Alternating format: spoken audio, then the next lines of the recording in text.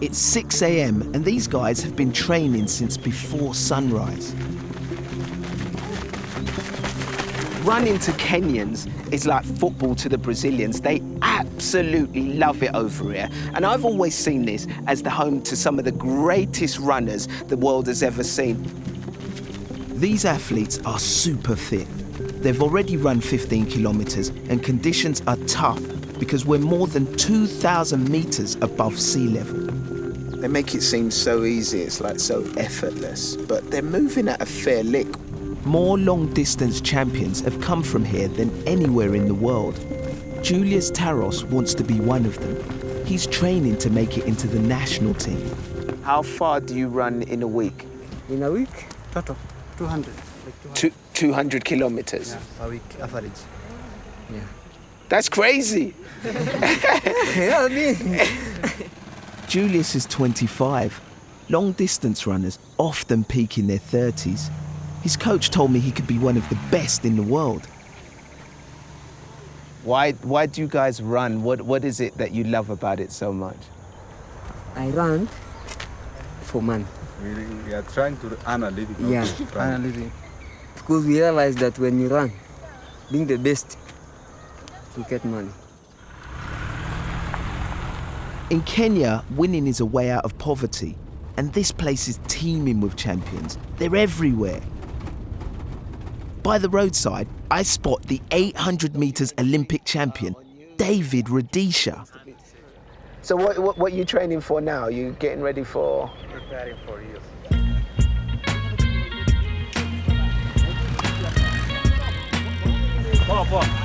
I can't believe it. David Rudisha. I can't believe it. It's incredible. I mean, he's one of the greatest runners in the world, one of my heroes. I'm chuffed, I'm buzzing.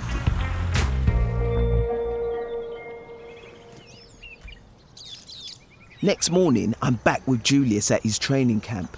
Its owner lets the athletes stay for free. If they become successful, he hopes they'll give something back.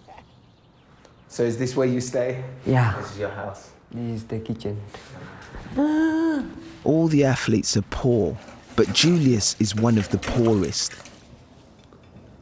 To become a runner, what's the difficult things that you have to deal with? So food is the main challenge. Julius can only afford to eat once a day. That's nowhere near the amount of calories an athlete needs. You know, sometimes it seems that this is the last time for me for training, because if I have no food, how will I get the energy for training if there is no food? Since 2012, there have been explosive reports of Kenyan athletes doping. Over 40 have been caught, most in international races. Dopers are a big concern for Julius. Do you worry that it will be difficult for you to compete against them, to beat them, because they're taking drugs?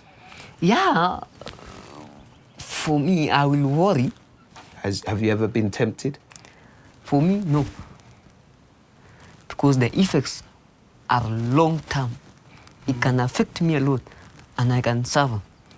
I will stay a firm and strong family and say, no, no, no, no to doping.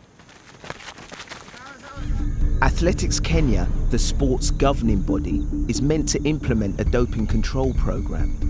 But the World Anti-Doping Agency has put Kenya on probation, saying they're non-compliant with global anti-doping rules. There isn't enough testing after races and almost no random testing of athletes when they're training. In Kenya, I tracked down a marathon champion who competes internationally. He's agreed to speak with me if his face is hidden. Do you take performance-enhancing drugs? yes, of course. What drugs do you take? EPO. EPO. Yes. And when did you start taking EPO? I started 5 years ago. EPO builds up red blood cell production, so an athlete absorbs more oxygen and runs faster for longer. EPO is a banned drug. Why do you take it? Running is a business. I'm running to support my family, and most people take. When you say most people take EPO, what do you mean? Where do you mean? Do you mean in Kenya, most people take EPO? Yes, Most runners, most runners. most professional runners, most you would professional say. runners, yes, I mean.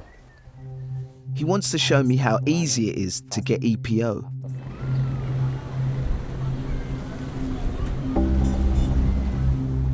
Hello, daktari. Amewali kwa reactors kule uya. Sasa wale niriba kidogo. Akapewa. Agita na mbonyes ni licho tos ngoro na mochu bo na nagararan. His usual doctor is out of town, but he quickly gets the name of another doctor who can help.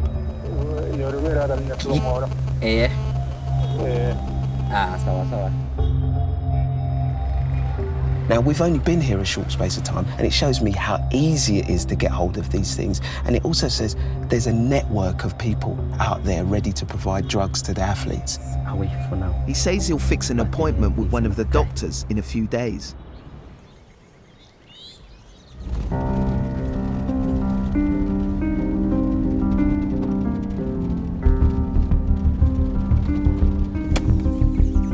Julius is about to compete in one of the biggest national athletics meets in Kenya. I'd expect him to rest, but he can't afford to. He has to work. And how many hours every day? 4 hours. You spend 4 hours. Yeah, 4 to 5. For me, one of the most important things as an athlete is rest. When do you get your time to rest if you're training and then you come here and you work? So for me, I just plan my time. So how much money would you get for working here? Yeah, per day is 150 shillings, Kenyan shillings. Yeah. 150 shillings is £1 for a day's work. Julius's life just seems so relentless to me. You know, he's up in the morning training, and then in the afternoon, if he's not too tired, he's here slogging it out for 4 hours, and then he's got an evening session. And it just makes me realise and understand why he's so hungry to be successful.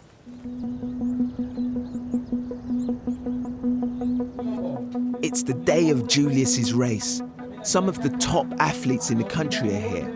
It's the best chance Julius has had to get noticed. The event's happening at the Afraha Stadium in the city of Nakuru. For me, this is the biggest day because I'm meeting with the top athletes, the champions athletes, and also this is the meet of the Kenyan athletics. Only is to make sure I improve on time so that I may be selected or being seen. This is big. Wishing me all the best. Julius is running in the heats of the 5,000 metres.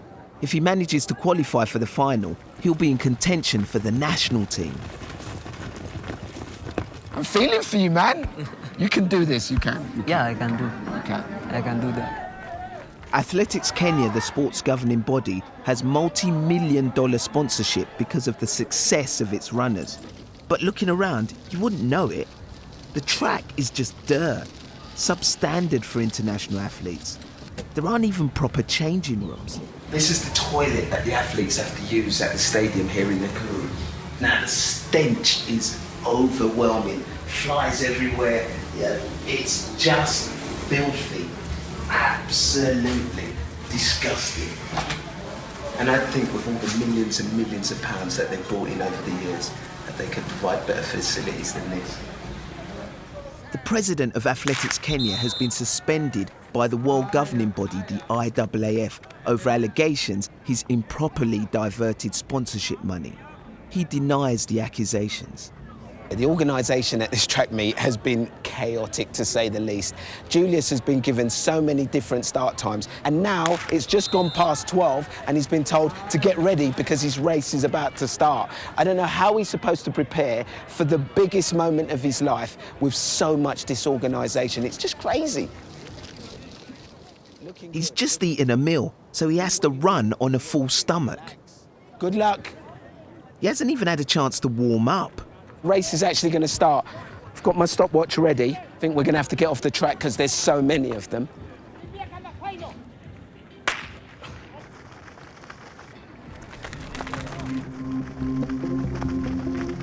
Julius is looking comfortable. Good boy, Julius. Stay relaxed. Stay relaxed. What I am a bit worried about is he's dropping back now. He's dropping back into the pack. Come on, Julius. Keep fighting. Keep fighting. It's final lap. But he catches up. He's with the leaders, and they're way ahead of the rest of the field. Oh, let's go, let's go, let's go, let's go, let's go.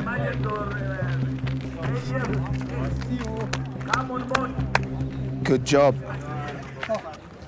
He finishes 7th. For Julius, it's a great result. How was that? 14:34. Well done. Despite all the distractions, that's 6 seconds faster than he's ever run before. He's going to be in the final. Even when you're not prepared, when you're not ready, you're still able to compete. That's a sign of a champion. That's a sign of someone who's ready to go to the top, you know? If I will be given a chance for finals, I won't let you down. It's not about us, it's about you. Yeah. It's for you. Yeah. You're doing this for you. Yeah.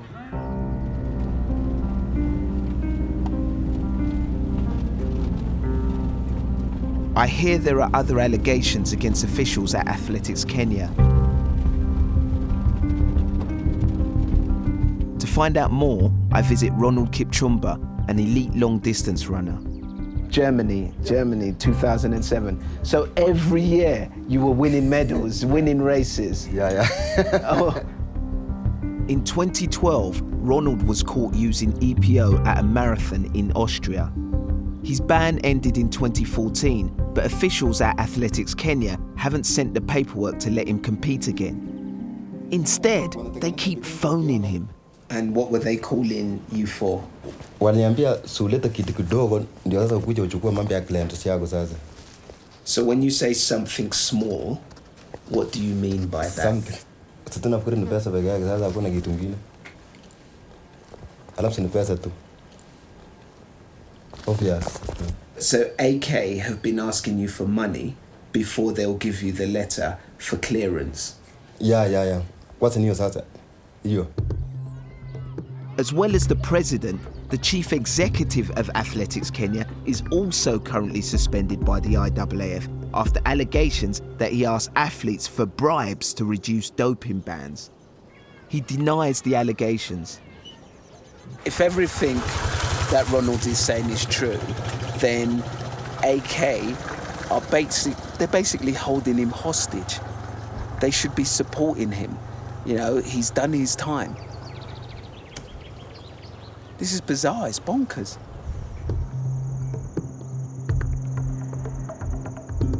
I meet up with the marathon runner who uses EPO. He's brought a friend.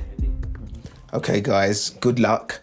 And most importantly, stay safe. And remember, you're asking about it, but don't do it. Okay. Thank you.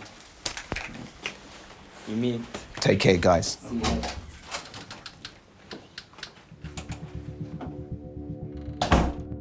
They go to meet the doctor the marathon runner normally uses to get EPO.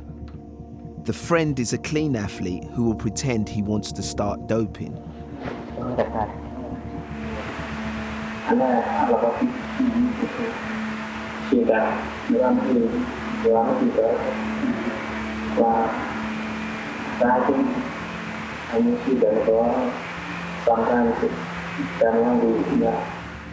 He explains he has a big race coming.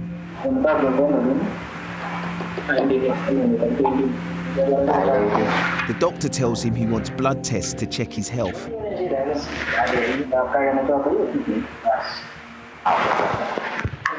They agree to meet in a few days.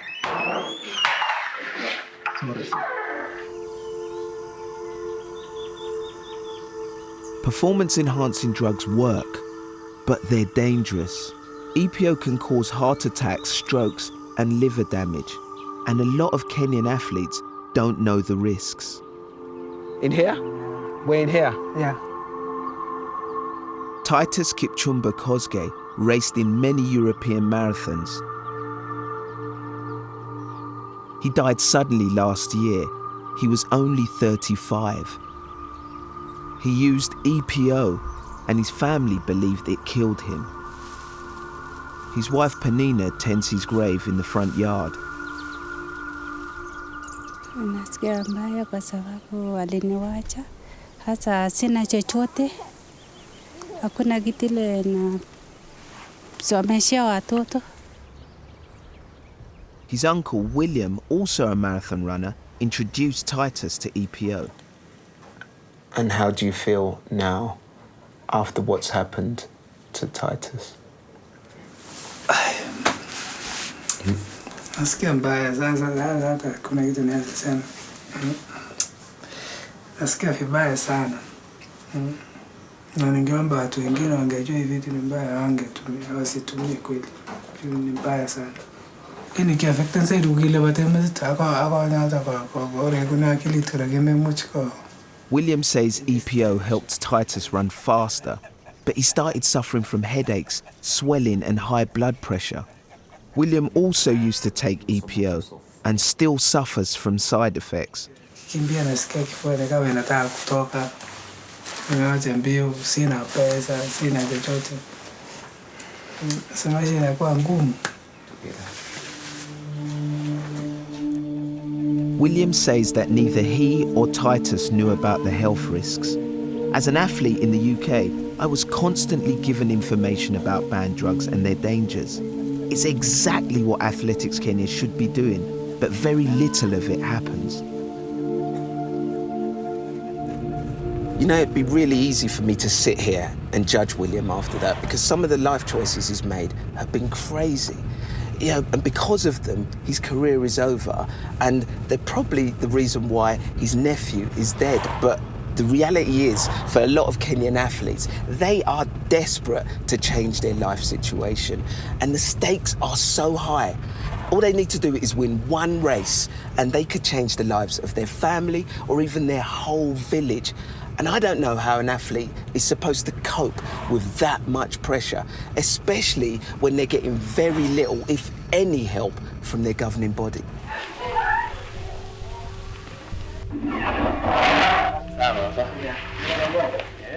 The undercover athlete returns to the doctor with his blood results.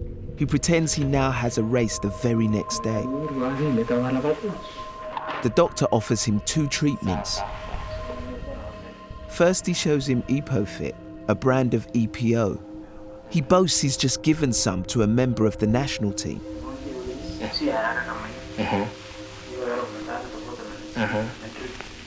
The athlete says he's worried the EPO will be detected if he's tested. Doctors try to time EPO doping so the drug builds up athletes in training but is out of their system before they race. Out of competition testing would detect that, but it rarely happens here. To avoid taking EPO, the runner says he can't stay for 40 minutes and will have to come back later. But in the meantime, the doctor offers a different, much quicker injection. Inasaidia? Okay. The athlete pays 3,500 shillings, around £24.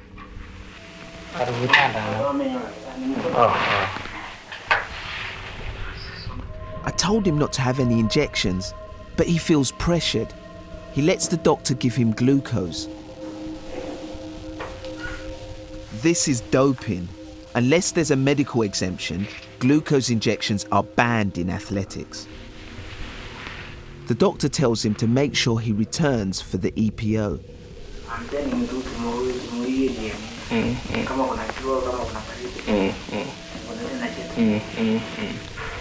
This doctor is not a lone operator. He's part of a network of medics who exploit Kenya's weak anti-doping controls.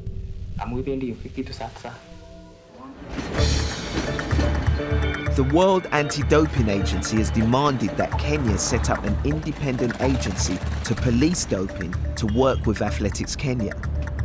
Worried that Kenya might be banned from the Olympics, the government has passed a bill creating that agency. But there are skeptics. I'm going to meet Wesley Korea.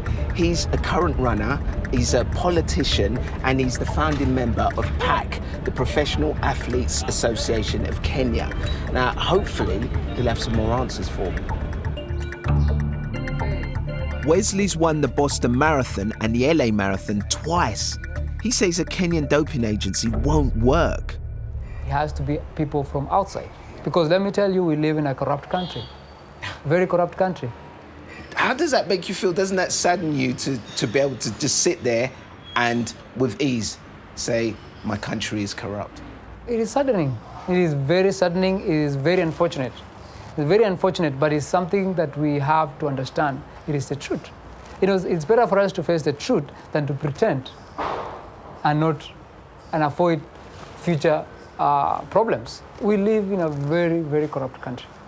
That even to me, if you hire a Kenyan to go do out of competition testing by himself, my friend, I won't trust that urine he's bringing if it's real urine.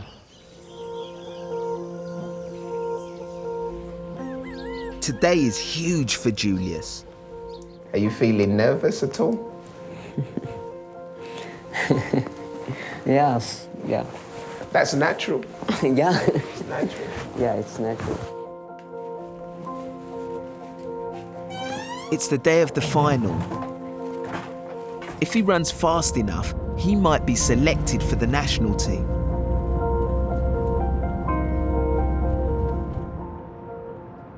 Julius has just had to rush into the athletics stadium, and we can't follow him in with the cameras because we're not allowed to film.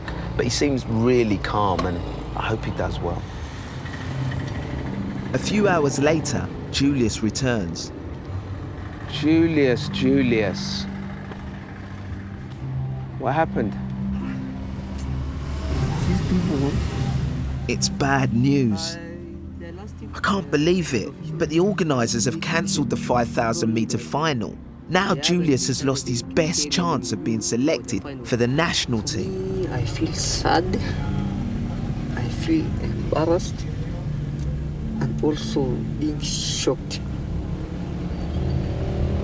I wanted to prove my talent.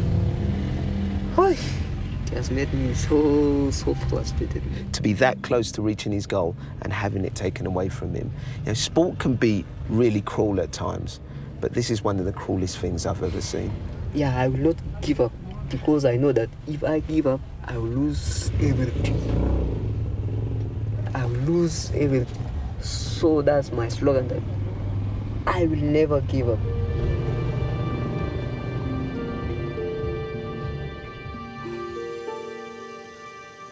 We've contacted Athletics Kenya, asking for an interview or statement about what we found while making this film. They did not respond. Julius and the other athletes sacrifice everything. But from what I've seen, Athletics Kenya don't step up to match that dedication. That's harming the reputation and the future of the Kenyan runners who've always been my heroes.